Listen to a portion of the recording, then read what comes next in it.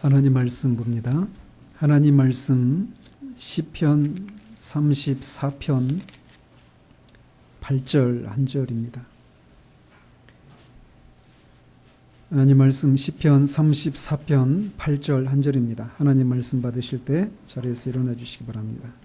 하나님 말씀이 이러합니다. 너희는 여호와의 선하심을 맛보아 알지어다. 그에게 피하는 자는 복이 있도다. 아멘.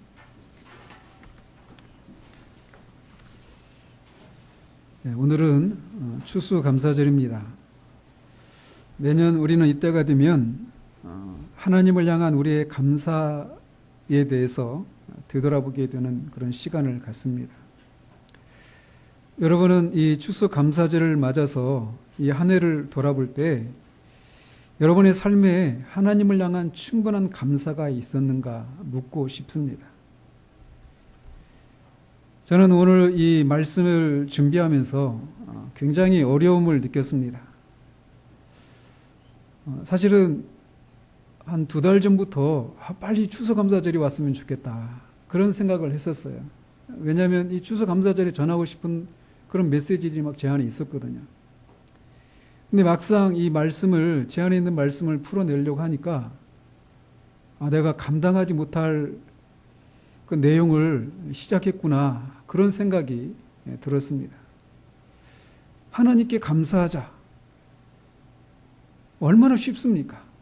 하나님께 감사해야 됩니다.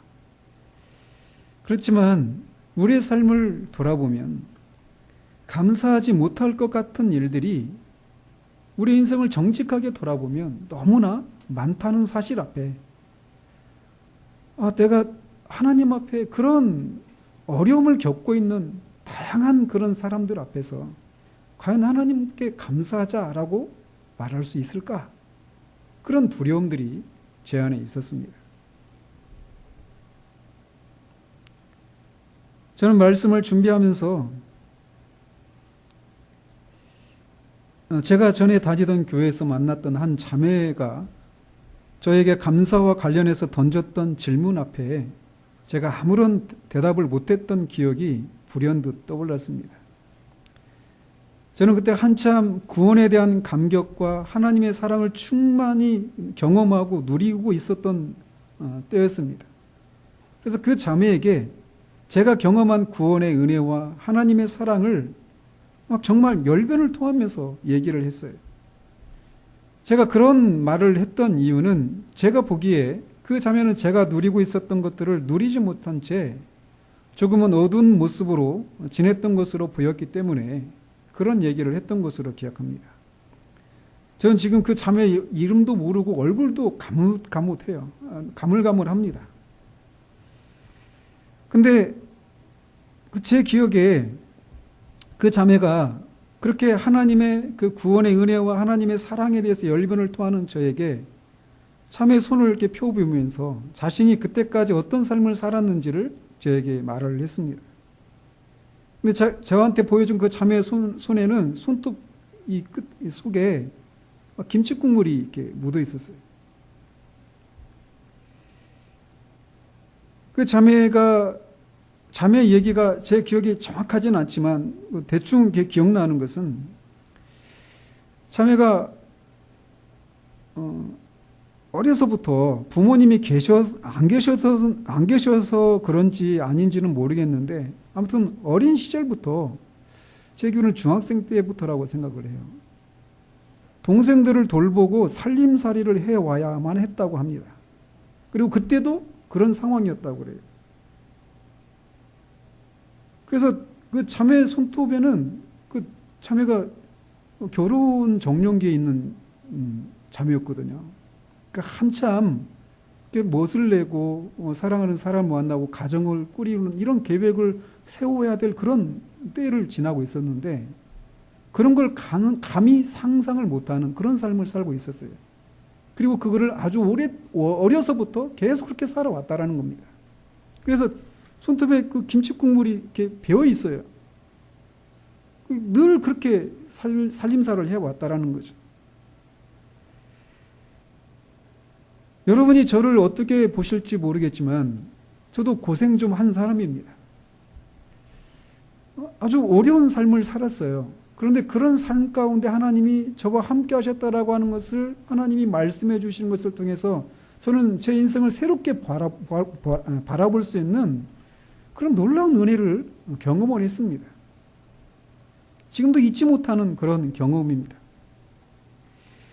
그렇지만 그 자매가 살아온 그런 고생스러운 삶 앞에서 감히 제가 살았던 것이 고생스럽다라고 말을 할 수 없을 정도로 그 자매는 현재 그 상황 가운데서도 고난 가운데 있었어요. 그래서 그런 자매가 하나님이 정말 사랑이시고 선하시다라면 자신은 왜 이렇게 살아야 되는가? 라고 하는 그 질문 앞에 제가 당당하게 하나님은 선하시다라고 선뜻 대답하지 못했던 그 기억이 불현듯 떠올랐어요.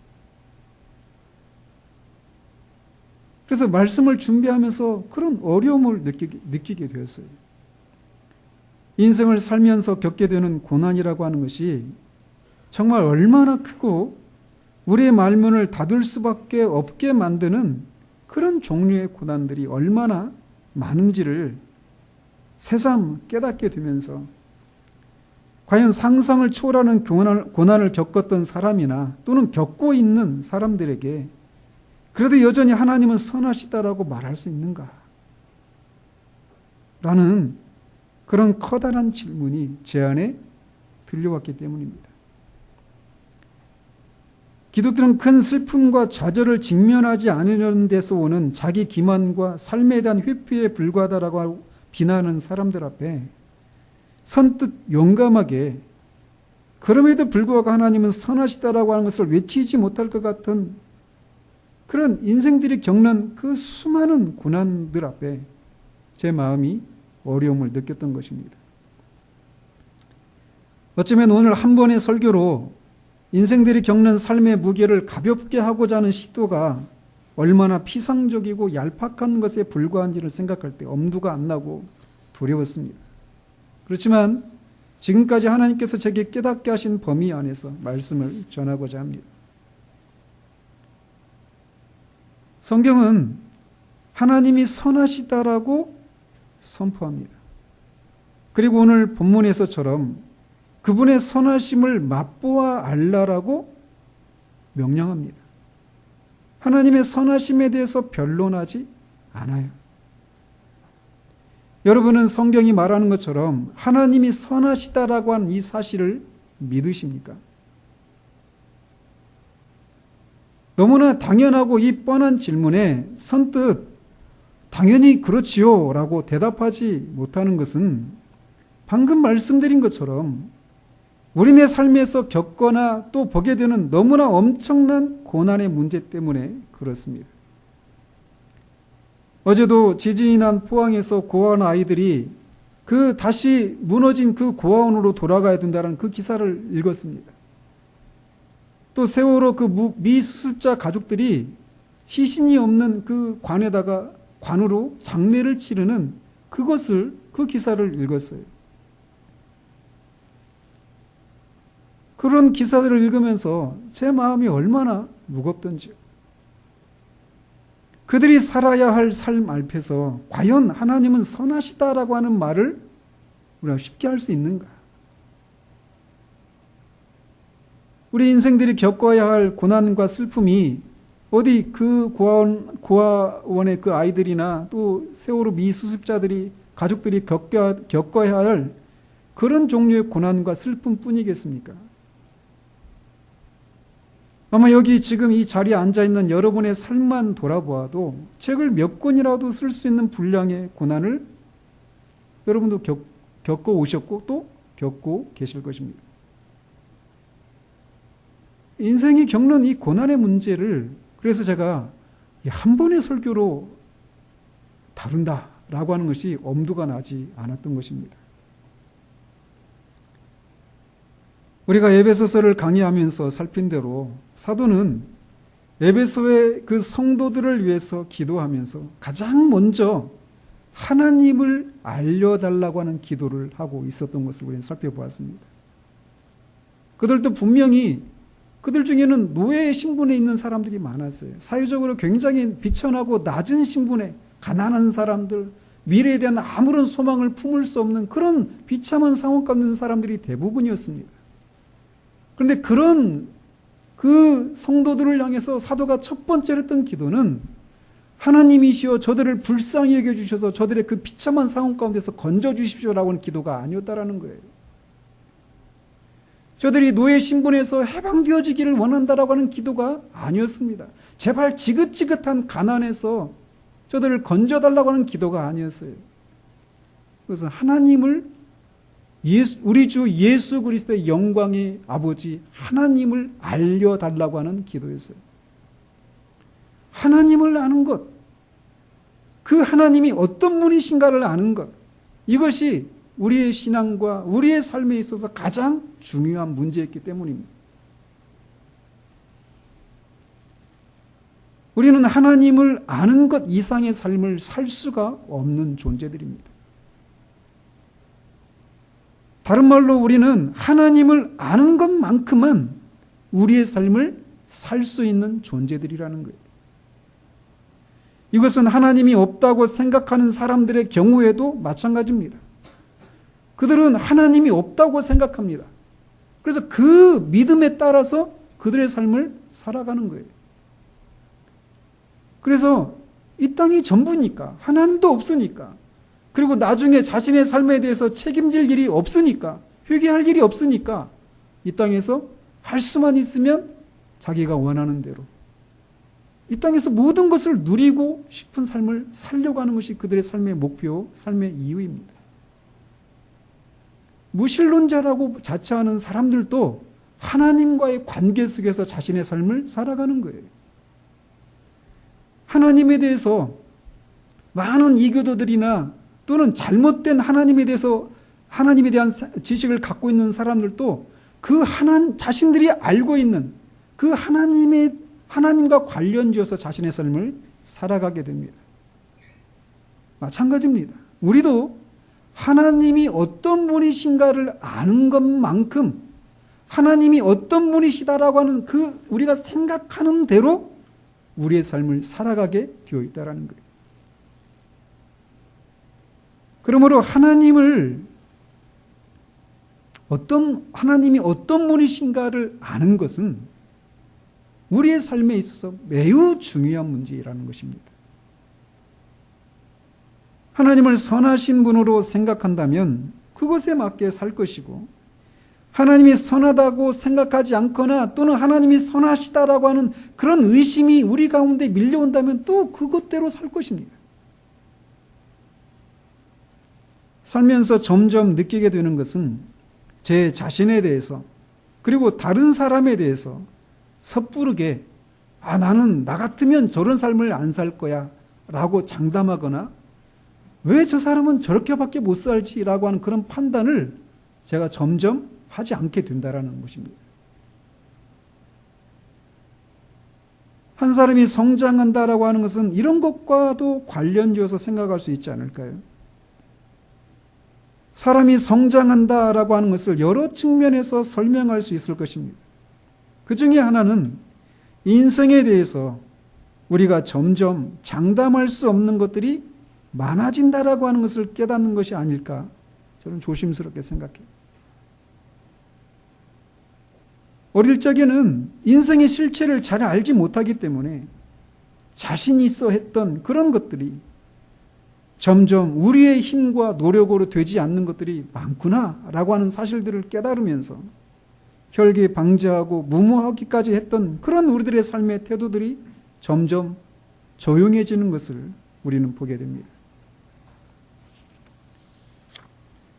성경은 그래서 하나님이 어떤 그래서 우리의 삶을 살아가면서 살아갈수록 그렇게 인생의 앞에 서 있는 우리의 자금을 인해서 점점 하나님을 의지해야 될 일들이 많아지는 것이 우리의 삶이라고 하는 것을 경험을 통해서 보게 됩니다. 하나님은 최고 선이신 분이라고 성경은 말합니다. 하나님이 최고 선이라고 하는 얘기는 하나님이 모든 선의 원천이라고 하는 말씀이에요. 즉 모든 선한 것들이 모두 하나님으로부터 흘러나온다라는 것입니다. 그래서 하나님은 모든 자연적이고 도덕적이고 영적인 선의 원천이십니다. 그래서 야고보 사도는 온갖 좋은 은사와 온전한 선물이 다 위로부터 빛들의 아버지께로부터 내려온다라고 말을 합니다. 우리가 이 인생을 살아가면서 우리가 누리게 되는 모든 선한 것들, 모든 좋은 것들, 그것이 자연적인 것이든 도덕적인 것이든 영적인 것이든 그 모든 것이 하나님으로부터 내려온다라고 성경은 얘기하고 있어요. 우리가 이 땅에서 누리는 모든 좋은 것들이 모두 하나님이 주시는 것입니다. 하나님이 선하다라고 할 때 그것이 윤리적으로 의미하는 것은 하나님은 피조물을 유익하게 하고 복을 주려고 하시는 성품의 소유자이시다라고 하는 것을 말하는 것입니다. 그래서 하나님은 모든 피조물을 유익하게 하기 위해서 모든 피조물들에게 호의를 베푸시고 관대하게 대하신다. 그것을 가리켜서 그분이 선하시다라고 말하는 거예요. 그래서 시편 기자는 여호와께서는 모든 것을 선대하시며 선하게 대하시며 그 지으신 모든 것에 긍휼을 베푸시는도다라고 노래하는 것입니다. 이렇듯 여호와 하나님은 그가 지으신 모든 피조물을 선대하십니다. 그리고 그 모든 피조물들이 유익하도록 하기 위해서 모든 피조물들에게 호의를 베푸시는 그런 분이라고 성경은 말하고 있어요. 그렇다면 하나님의 선하심은 어떤 것들을 통해서 나타날까요? 어떤 것들을 통해서 우리는 하나님이 선하시다는 사실들을 확인할 수 있을까요? 그것은 그가 하시는 일들을 통해서 우리가 가능한 것입니다. 우리가 점심시간에 성경 공부를 하는데 그때 우리가 지금 실론을 배우고 있잖아요. 우리는 아직 이제 시작 단계에서 우리는 지금은 이제 하나님이 계신가에 대해서 우리가 배우고 있죠. 이제 다음 주부터는 그렇게 계신 하나님은 어떤 방식으로 존재하신가를 배울 거예요. 이게 삼위일체로 계신다. 이걸 배우는 거죠. 그리고 그 다음에는 그렇게 삼위일체로 계신 하나님은 어떤 분이신가를 배우게 될 겁니다. 제가 하나님의 성품에 대해서 배울 거예요. 그리고 마지막으로는 그런 성품이신 하나님이 어떤 일들을 하셨는가에 대해서 우리가 또 배울 겁니다. 거기서 더 자세하게 살피겠지만 하나님은 이 세상을 창조하시기 전에 영원 속에서 이 세상의 일들을 작정하시고 그 작정에 따라 세상을 창조하시고 창조하신 세상을 섭리하신다라고 하는 것을 우리는 배우게 될 것입니다. 즉 하나님의 선하심을 어떻게 알 수 있는가? 그가 하신 영원한 작정과 창조와 섭리라고 하는 것을 통해서 우리는 그분이 선하시다라고 하는 것을 확인할 수 있다라는 것이에요. 우리가 이 땅에 존재하는 이유는 그분이 선하시기 때문입니다. 우리가 선하기 때문에 이 땅에 존재하는 것이 아니에요. 그분이 선하시기 때문에 철학적으로 필연적인 존재가 아닌 우리가, 우연적인 존재인 우리들이 이 우주가 존재할 수 있었던 거예요. 하나님은 그렇게 자신의 선하심을 모든 피조물들이 보고 즐거워하고 그들이 유익을 누리도록 하시기 위해서 이 세상을 창조하신 것입니다. 뿐만 아니라 그분은 이 세상을 섭리하시는 것 속에서도 그분이 창조하신 피조물들이 유익을 누리도록 하시는 일들을 하십니다. 이렇듯 성경은 하나님이 하신 일들 속에서 그분의 선하심을 알 수 있다라고 말을 합니다. 그런데 하나님이 선하신데 그 선하심이 영원토록 선하시다라고 성경은 말합니다. 그렇기 때문에 시간 세계 속에서만 선하신 것이 아니라 영원히 선하셔요. 그분은 영원히 선하신 분이십니다. 그 사실은 그분이 영원히 그분의 선하심이 불변하신다라고 하는 것을 말해주는 거예요. 우리는 얼마나 사람들과의 관계 속에서 다른 사람을 유익하게 하려고 하는 이런 것들에 있어서 얼마나 변덕이 심합니까? 오늘은 자녀들을 위해서, 그 자녀들의 유익을 위해서 노력하지만 다음 날에는 그 자녀들이 밉고, 남편을, 아내를 그렇게 유익하게 하려고 하지만 다음 날에는 또 그것이 싫어집니다. 그렇지만 하나님은 모든 피조물들을 유익하게 하시는 이 하나님의 선하신 성품은 영원 불변하시다고 성경이 말을 하고 있어요. 뿐만 아니라 하나님의 선하심은 무한하니 선하시다라고 성경이 말을 합니다. 하나님의 선하심에는 제한이 없습니다. 그분의 선하심은 완전하시고 부족함이 없이 선하시다라고 성경이 말을 하고 있어요. 그런데 이렇게 영원히 또 불변하시는 채로 또 무한히 선하신 그 하나님의 선하심은 사랑의 그 선하심의 다양한 그 대상에 따라서 그 선하심이 다양하게 나타납니다. 즉 하나님의 선하심은 대상을 따라서 사랑과 은혜와 긍휼과 인내라고 하는 이런 다양한 형태로 나타나요.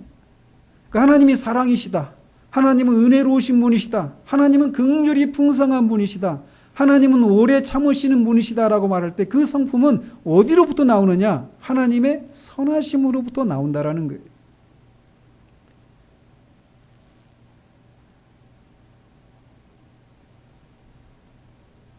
그래서 하나님의 선하심은 먼저는 하나님의 사랑이라고 하는 것을 통해서 표현됩니다. 하나님은 선하셔서 피조물을 사랑하시는 거예요. 왜 하나님이 피조물을 사랑하시는가? 그분이 선하시기 때문입니다. 그런데 하나님의 사랑은 신자들만을 사랑하시는 것이 아니라 모든 피조물을 사랑하신다라는 거예요. 그래서 신자들에게만 해와 비를 내리는 것이 아니라 악인들에게도, 불신자들에게도 해를 비추시고 비를 내리신다라고 우리 주님이 산상순에서 말씀하시는 거예요. 이 사랑의 대상이, 이 선하심의 대상이 모든 사람을 나타나는 것, 향해서 나타나요. 이게 하나님의 사랑입니다. 불신자들이라고 해서 건강의 복이나 재물과 자녀들이 잘 되는 복을 누리지 못하는 것이 아니에요. 신자들만 누리는 것이 아니라는 것입니다. 이런 일반적인 복은 불신자나 신자 모두가 누리는 복입니다. 이걸 일반 은총이라고 부르죠. 근데 그것이 가능한 것은 하나님이 선하시기 때문에 모든 피조물들을 사랑하시는 것입니다. 그러나 신자들을 향해서는 또 특별한 방식의 사랑을 베풀어 주십니다. 그것은 영혼 속에서 그들을 그리스도 안에서 선택하시고 예정하시고 그들에게 우리 주 예수 그리스도로 말미암은 구원의 은혜를 베풀어 주시는 사랑입니다. 그리고 모든 것이 합력하여 선을 이루도록 하시는 것이에요. 그래서 하나님은 신자들에게 당신의 사랑을 맛보아 알도록 해 주십니다. 이렇게 먼저 하나님의 선하심이 가장 포괄적으로 표현된 것이 하나님의 사랑이라고 말할 수 있어요. 또 하나님의 선하심의 또 다른 형태는 하나님의 은혜입니다. 은혜는 받을 자격이 없는 자들에게 베푸시는 하나님의 호의를 가리킵니다. 이 하나님의 은혜가 가장 강력하게 드러나는 것이 있다면 바로 우리에게 베푸신 그분의 구원의 은혜예요. 우리가 구원받은 것은 처음부터 끝까지 그분의 은혜로 말미암습니다. 우리에게는 처음부터 끝까지 그분의 호의를 입을 아무런 자격이나 조건이 없습니다. 오직 그분의 은혜로만 구원을 받는 것이에요. 이렇게 하나님의 선하심은 우리를 아무런 받을 자격이 없는 우리를 구원해 주시는 그 은혜로 나타난다는 것이죠. 또한 하나님의 선하심이 하나님의 긍휼로 나타나기도 합니다. 하나님의 은혜나 긍휼은 똑같이 받을 자격이 없는 자들에게 베푸시는 하나님의 호의라고 하는 면에서는 똑같습니다. 그렇지만 은혜는 주로 우리의 구원과 관련해서 나타나는 그분의 성품을 가리킨다라면, 긍휼은 죄의 결과로 우리가 기대해야 할 것들은 죄로 인한 형벌과 이 세상에서의 그런 모든 비참함과 고통인데, 그런 죄로 인한 모든 비참함과 고통으로부터 건져주시는 것을 강조한 것이 긍휼이라고 하는 성품입니다.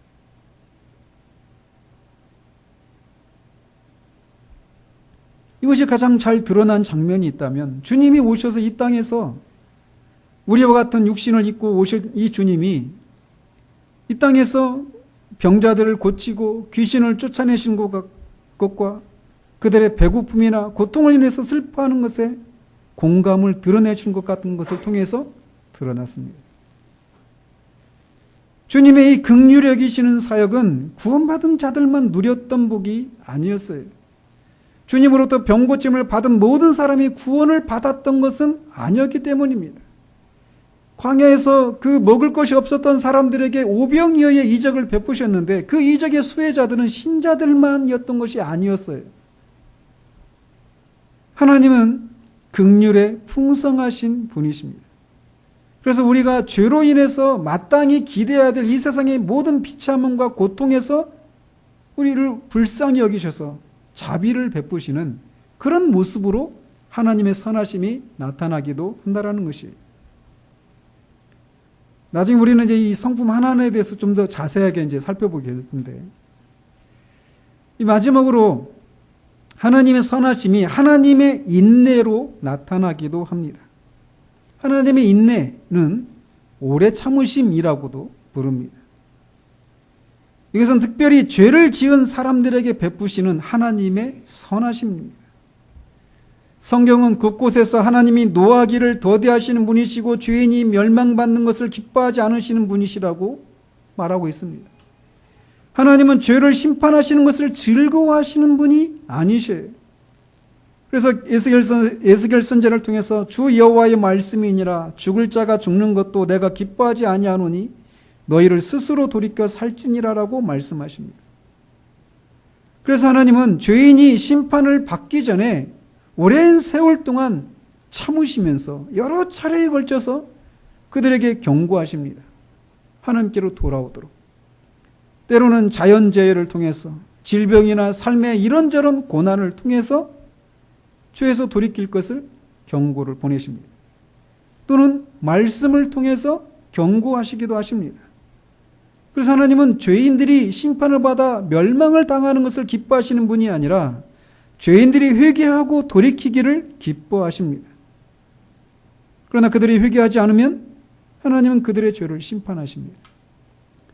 이렇게 하나님의 선하심은 사랑과 긍휼과 오래 참음과 또 뭐죠? 예? 제가 잊어버렸으니 여러분은 다 잊어버려요.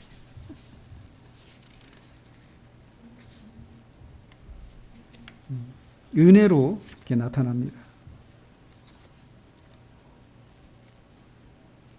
그렇게 하나님은, 그러나 하나님의 선하심을 우리가 본받아 살기 위해서는 먼저 하나님의 선하심을 맛보아 알아야 돼요.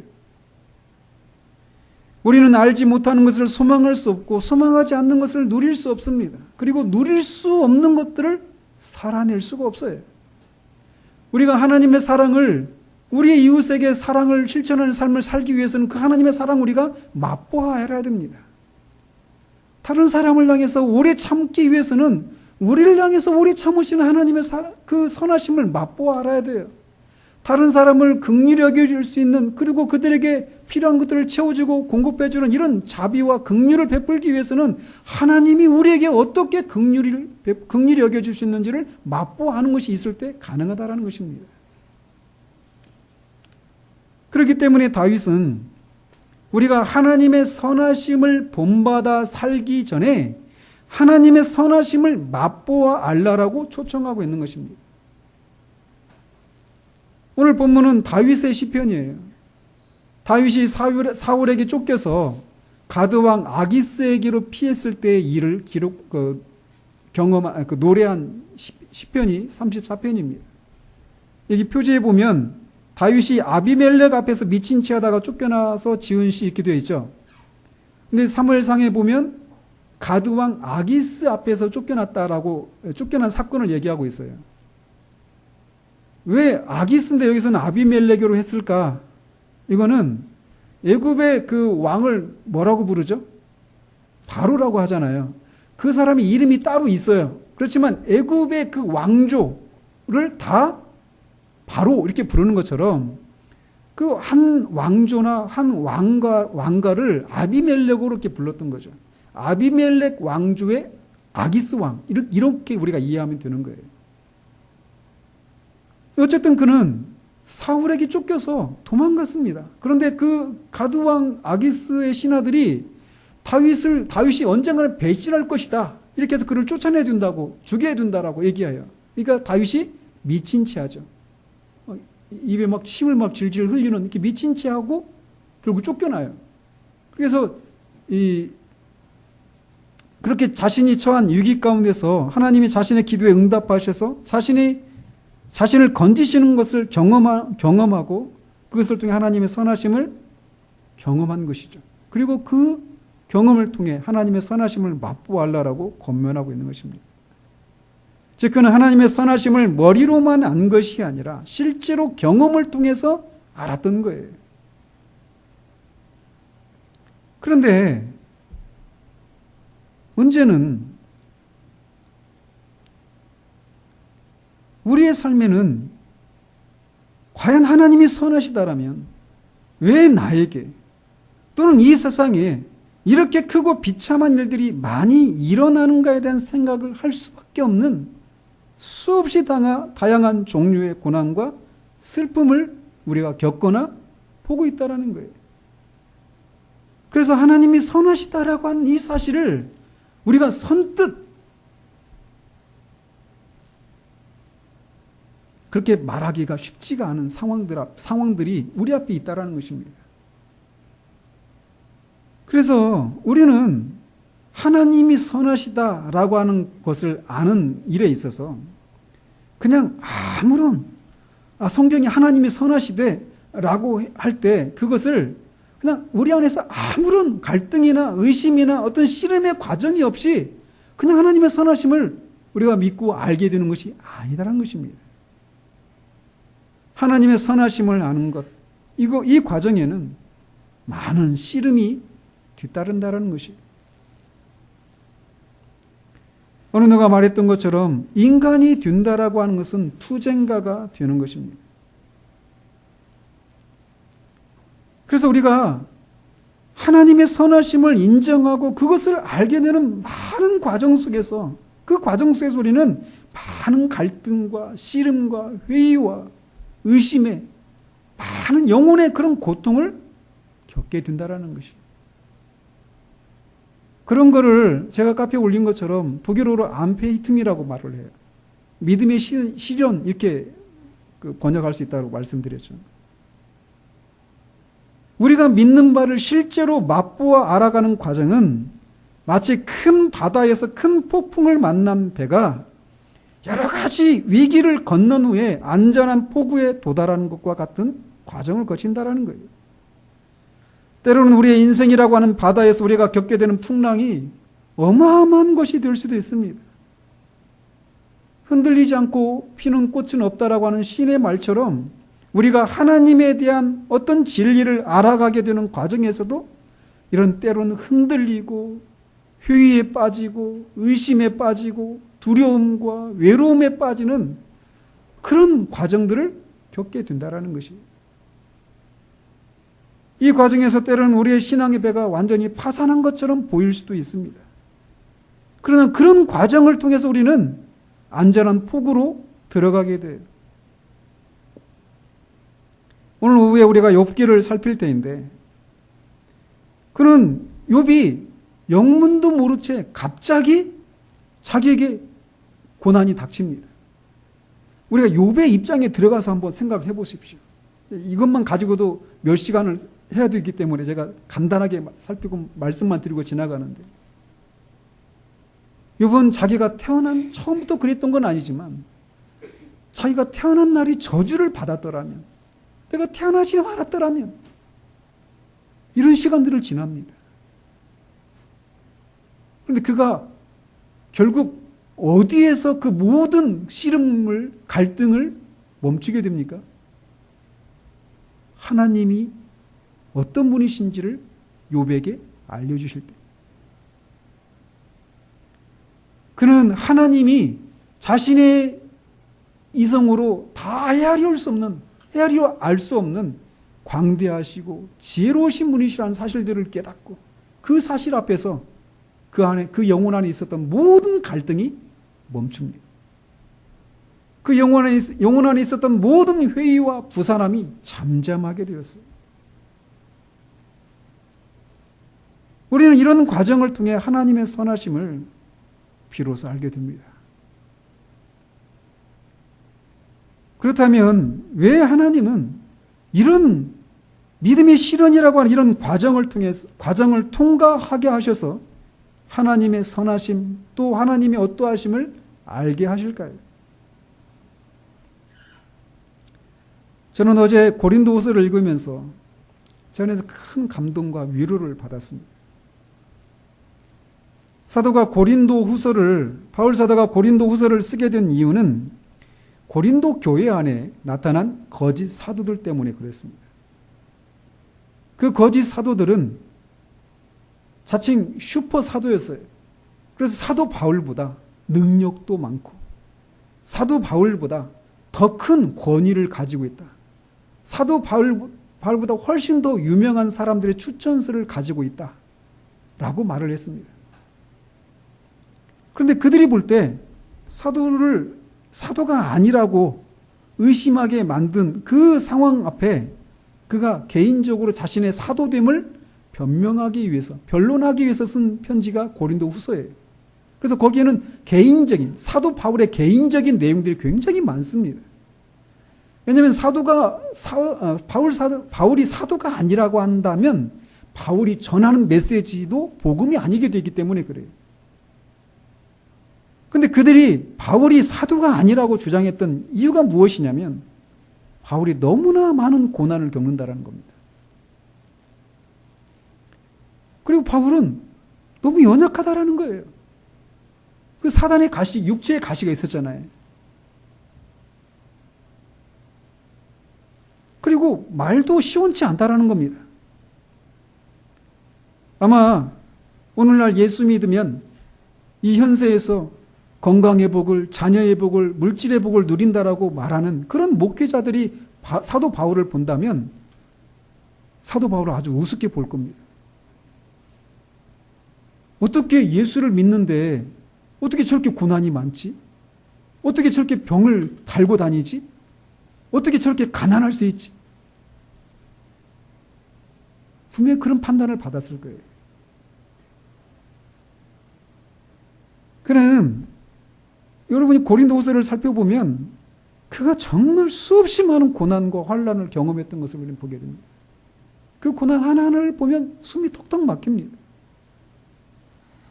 마치 그는 사람들이 겪을 수 있는 모든 고난을 당한 것 같은 삶을 살았어요. 그래서 그는 고린도후서에서 때로는 살 소망도 없는 것처럼 보였다라고 말을 하기도 합니다. 그런데 제가 위로를 받았던 게 무엇이냐면 그는 그런 과정을 통해서 한 가지 비밀을 깨달았다는 거예요. 그럼 1장 6절에서 이렇게 말을 합니다. 우리가 환난 당하는 것도 너희가 위로와 구원을 받게 하려는 것이요 우리가 위로를 받는 것도 너희가 위로를 받게 하려는 것이니 이 위로가 너희 속에 역사하여 우리가 받는 것 같은 고난을 너희도 견디게 하느니라 이렇게 말을 합니다. 즉 자신이 환난을 당하는 것은 이 편지를 받고 있는 고린도에 있는 성도들의 위로와 구원을 위해서라고 얘기하고 있어요.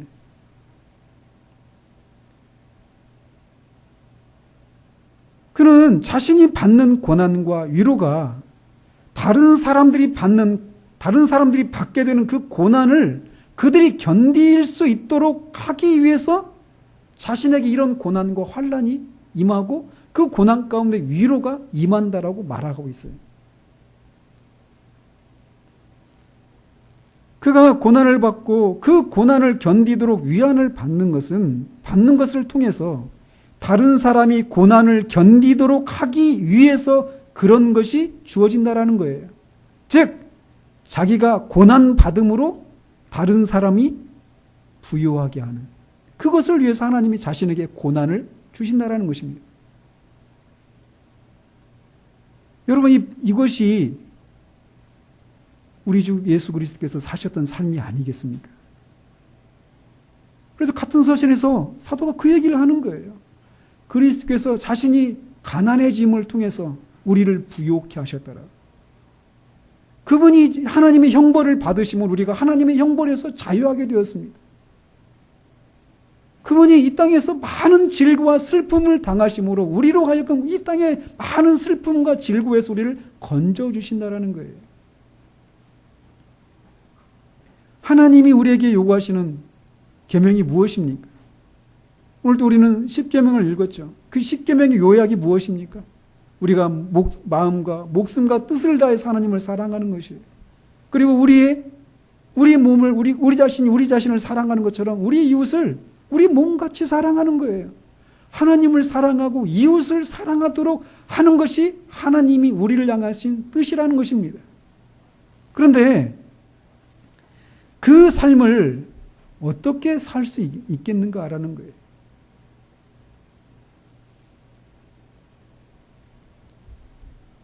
이런 삶을 살기 위해서는 우리는 하나님의 선하심을 맛보아야 알아야 됩니다.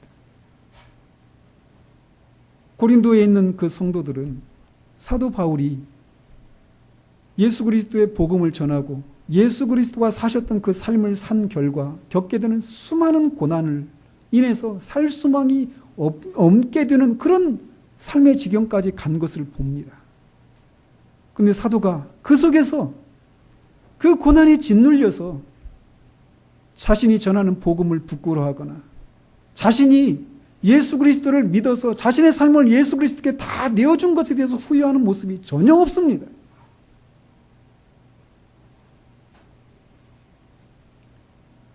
그런 삶을 통해서 동일한 고난을 받는 주의 자녀들로 하여금 용기를 얻도록 하기 위해서 사도가 그 삶을 살아가는 거예요.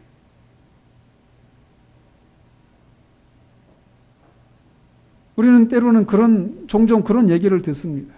꿈을 좇는 삶을 살아야 된다.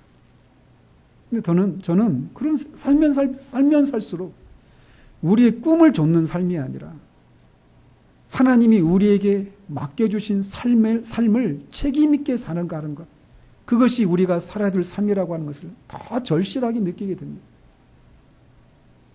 내 꿈과 야망을 위해서 살아가는 것이 우리가 살아가야 될 삶이 아니라는 거예요. 하나님이 우리에게 맡겨주신 그 삶에 책임감 있게 살아가는 것입니다. 우리가 도무지 감당할 수 없는 그런 삶의 수많은 그런 고난을 겪으면서도 하나님이 주시는 그 위로, 하나님이 선하시다라고 하는 그 사실을 믿는 그 믿음을 붙들고 우리에게 맡겨주신 그 삶을 책임감 있게 살아가는 것을 통해서 누군가가 그런 우리를 보면서 용기를 얻는 거예요. 누군가가 그런 우리를 보면서 저렇게 살아가는 거구나, 저게 믿음의 삶이구나 라고 하는 것을 깨닫고 자신의 삶을 살아가도록 하는 것, 그것이 우리가 이 땅에서 이웃을 사랑하는 한 가지 방편이라는 것입니다. 사도는 그런 삶을 살았어요.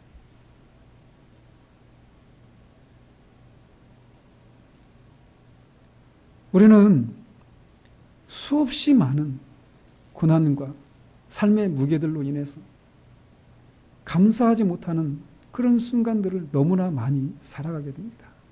그리고 그런 일들이 우리 가운데 있을 때마다 과연 하나님이 선하신가? 라고 하는 생각을 품게 됩니다. 욥을 보십시오. 사도 바울을 보십시오. 심지어는 욥은 우리가 욥기를 살피겠지만 욥은 자신에게 임한 그 고난이 왜 임했는지 모릅니다. 그리고 하나님은 끝까지 욥에게 설명하지 않으셔요.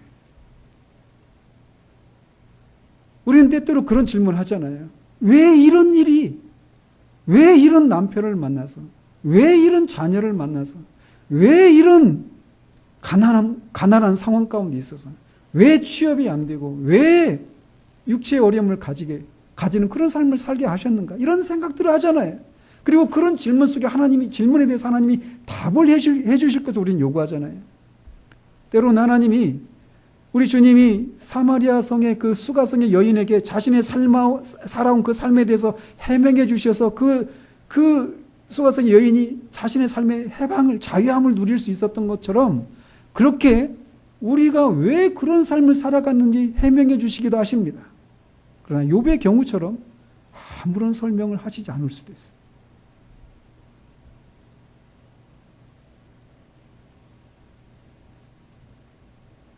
그런 속에서도 우리가 하나님의 선하심을 붙들고 하나님이 우리에게 맡겨주신 삶을 책임감 있게 살아가는 것, 그것을 통해서 하나님을 사랑하고 이웃을 사랑하는 그런 삶을 살아가도록 하나님이 허락하신다라는 거예요. 어떤 것 속에서 제가 본 게 결혼 생활이라고 하는 것은 날마다 우리의 연약함을 직면하는 삶이다. 그런 얘기를 해요. 그래서 결혼을 통해서 하나님은 우리 자신의 연약함을 보게 합니다. 우리 혼자 있을 때는, 우리 혼자 살 때는 하나님을 사랑하고 정말 이웃을 멀리 있는 그 미지의 그 나라에 살고 있는 그 불쌍한 사람들을 향해서 우리가 불쌍한 마음을 품을 수 있어요. 제가 아까 얘기했죠. 포항에 있는 그 고아원 아이들의 그 딱한 상황을 보면서 우리 안에서 긍휼히 여기는 마음이 있습니다. 그렇지만 여러분 바로 옆에 있는 남편과 아내와 자녀들은, 가족들은 사랑하는 것이 그렇게 쉽지가 않아요. 나와 직접적으로 관련 있는 불특정 다수를 향해서는 우리가 사랑하는 마음이 충만하고 뭘 해도 다 해줄 수 있을 것 같아요. 그렇지만 바로 우리 옆에 있는 사람들, 날마다 우리가 부딪히면서 살아가는 사람들을 주님의 사랑으로 사랑하는 것은 쉽지 않아요. 그래서 결혼 관계는 날마다 마땅히 되어야 될 그런 모습에 미치지 못하는 우리들의 모습을 확인하는 삶입니다. 그리고 그런 삶을 통해서 우리 실제를 보게 되는 거예요. 내가 이것밖에 안 되는구나. 그래서 그런 속에서 하나님의 도우심을 힘입고 이 뗄래야 뗄 수 없는 이 관계들 속에서 우리가 하나님이 그 상황에 우리에게 그런 상황에 두시고 책임감 있게 살아가도록 우리에게 그런 상황들을 주신 거예요. 그 속에서 우리는 때로는 갈등하고 원망이 일어나고 나만 이런 삶을 사는 것 같은 데서 오는 외로움들을 겪죠.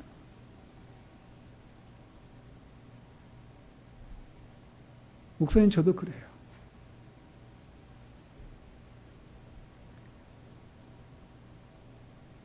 저는 만약에 제가 목사가 아니었으면 오늘 제가 여기 있지 않을 겁니다. 하나님은 우리가 끊어낼 수 없는 관계들을 맺어 주셔서 그 속에서 책임감 있게 우리의 삶을 하나님의 선하심을 붙들고 살아가는 것을 통해서 우리 이웃들도 그런 동일한 고난 가운데서 견디도록 하시기 위해서 우리에게 그런 고난들을 허락하시는 거예요. 그런데 그 속에서 우리가 그 고난을 견딜 수 있는 것은 하나님이 선하시다라고 하는 그 사실을 붙드는 것을 통해서 가능한 것입니다. 우리에게는 부인할 수 없이 나타난 하나님의 선하심이 있습니다. 오늘 성찬을 통해서 우리가 보고 있는 것처럼 우리가 아직 연약하고 원수되었고 불경건하고 하나님과 불의할 때 하나님이 그 아들을 십자가에 내어주셔서 우리를 향한 하나님의 사랑을 확증하신 그 십자가. 그것이 하나님이 선하신 분이시다라고 하는 가장 강력한 증거입니다.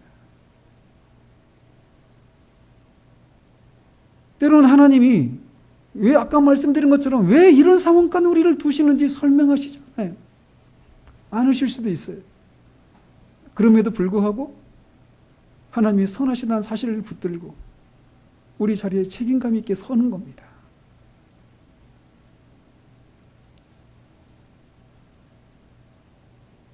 그것이 하나님이 우리에게 기대하시는 거예요.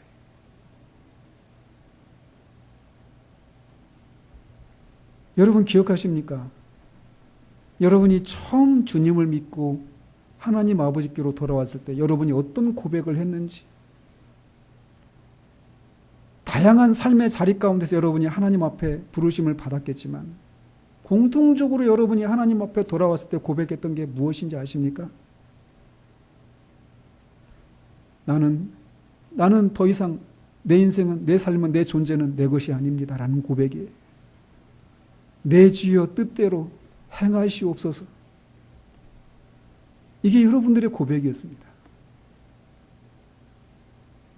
만약 여러분이 이런 고백이 없었다면, 똑같은 말로 고백하지 않았다 하더라도 그 생각이 여러분에게 없었다면 여러분 그리스도인이 아닙니다. 하나님의 것이 아니에요. 그리스도인은 하나님께 우리가 사나 죽으나 다 주의 것이다 라고 하는 그것을 인정하는 사람들이에요. 그리고 그렇게 우리가 돌아왔을 때 우리는 하나님께 그런 고백을 드렸어요. 하나님이 원하시는 대로 우리의 삶을 이끌어 가십시오. 지금 여러분이 겪고 있는 그 삶은 여러분이 그렇게 고백했던 것을 하나님이 지금 여러분에게 요구하시는 거예요.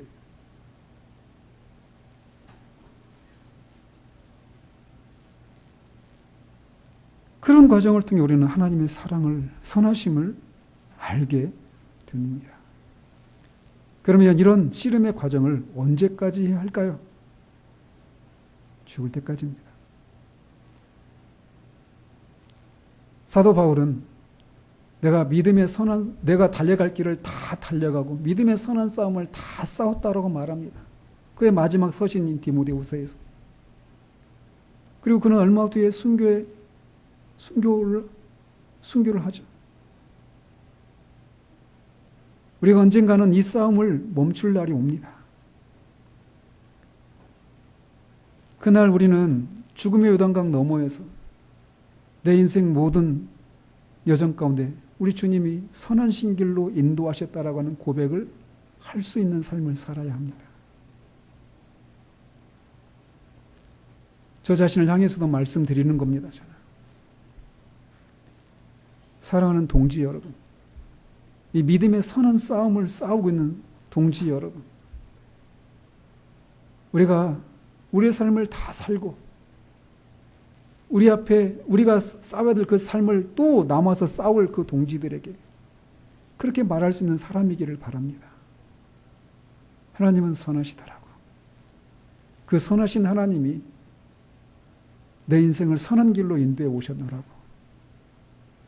그리고 여러분들이 감당해야 될 그 싸움 앞에서 그 하나님의 선하심을 기억하고 믿음으로 그 길을 달려가도록 말할 수 있는 사람들이기를 바랍니다.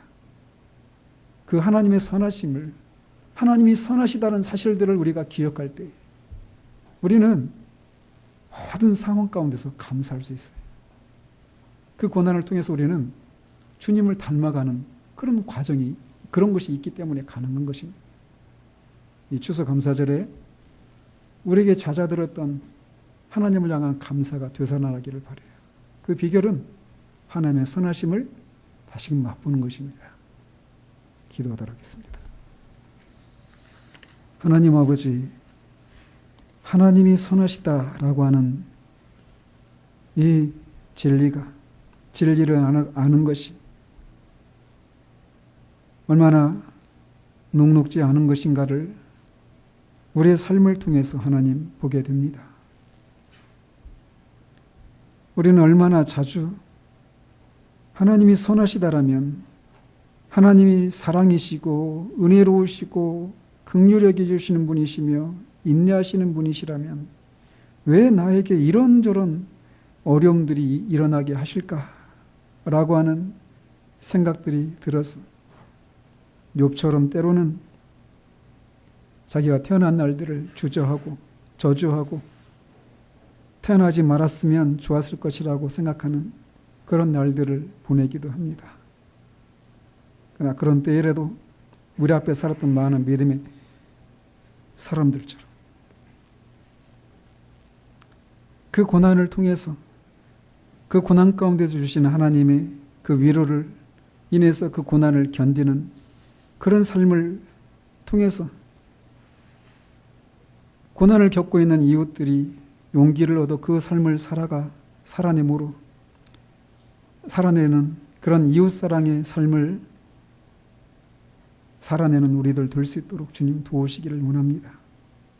그것을 위해 하나님, 우리는 하나님의 선하심을 맛보아 알라라고 말하는 이 시편 기자의 그 부름에 응해서 하나님께 구하는 우리들 될 수 있도록 주님 도우시옵소서. 무엇보다도 하나님의 아들 예수 그리스도를 십자가에 내어주시는 것을 통해서 우리를 향해서 하나님이 얼마나 선하신 분이신가를 드러내셨던 그 사건들을 기억함으로, 때로는 우리에게 일어난 일들에 대해서 하나님이 해명하시지 않는 그때에라도 우리가 하나님이 우리에게 맡겨주신 삶의 자리를 책임감 있게 지켜내는 우리들 될 수 있도록 주님 도우시기를 원합니다. 예수 그리스도 이름으로 기도합니다. 아멘.